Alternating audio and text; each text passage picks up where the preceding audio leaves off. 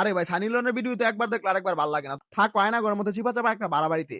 কিছুদিন ধরে একটা টপিক খুব ভাইরাল হয়েছে, আরো দেখ গ্রামে ওয়াইফাই। এই জিনিসটার মাধ্যমে গ্রামকে ছোট করা হইতেছে। কিছুদিন আগে একটা ভিডিও ফেসবুক টিকটকে খুব বেশি ভাইরাল হয়। একটা গ্রামের আপু একটা ভিডিও করে যে একটা চা বানায় স্বামীর জন্য। এই ভিডিওটা দেখার পর কিছু শহরের চাচাতো ভাইদের চুলকানি শুরু হয়ে যায়। শহরের ব্রয়লার মুরগিগুলো বুঝাতে চাইছে যে গ্রামের মানুষ ওয়াইফাই পায় এগুলাই করে, মানে এরকম ক্রিঞ্জ ভিডিওই বানায়। অথচ একটা চা বানায় স্বামীর জন্য এই ভিডিওটা তো কত শহরের ব্রয়লার মুরগি কপি করছে তার কোনো হিসাবই নাই। এগুলা করার কারণ কি জানেন? বর্তমানে শহরের লেম ভিডিও গুলোতে কোনো ভিউজ নাই। খোলামেলা হয়ে নাচানাচি নষ্টামি এগুলো মানুষের পছন্দ করতেছে না ভাই, কত দেখবে? আরে ভাই সানি লিওনের ভিডিও তো একবার দেখলে আরেকবার ভালো লাগে না। তোমাদের এই লেম ভিডিও যে মানুষ এতদিন দেখছে এটা তো অনেক বেশি, আর কত দেখবে? এখন শহরের ব্রয়লার মুরগিদের million million subscriber follower Facebook page YouTube চ্যানেলে কোনো ভিউজ নাই। এখন তাদের শেষ উপায় হচ্ছে আমাদের গ্রামের সেই রিপন ভাই। শহরের ব্রয়লার মুরগিরা এখন রিপন ভাইকে নিয়ে একটু ভিডিও বানায় ভাইরাল হওয়ার চেষ্টা করতেছে। এখন সব ভিউ হচ্ছে রিপন মিয়া নাসা বিনোদন গ্রামের হাঁস মুরগি পালা ভিডিও গুলোতে। কিছু কিছু ব্রয়লার মুরগি তো শহর থেকে গ্রামে চলে আসছে, গ্রামে এসে প্যাক খেতে লাফায় এখন ভিউ কামাইতেছে। তাদের শহরের ক্রিঞ্চার মানুষ নিতে পারতেছে না। ব্রয়লার মুরগি তোমাদেরকে একটা কথা বলে, আসলে গ্রাম সম্পর্কে তোমাদের কোনো ধারণাই নাই। আর থাকবো কেমন? অনেক ব্রয়লার মুরগি তো এটাও জানে না যে ধানের তো চাইল হয়। আরে ভাই বর্তমানে 2025 সাল চলে, তুমি যদি গ্রামকে 1900 কোটি সালের গ্রাম মনে করো তাহলে তুমি বড়ই ভুল করতেছো। আরে মিয়া তুমি বসবাস করে বিশ্বের সবচেয়ে দূষিত বাতাসের শহরে,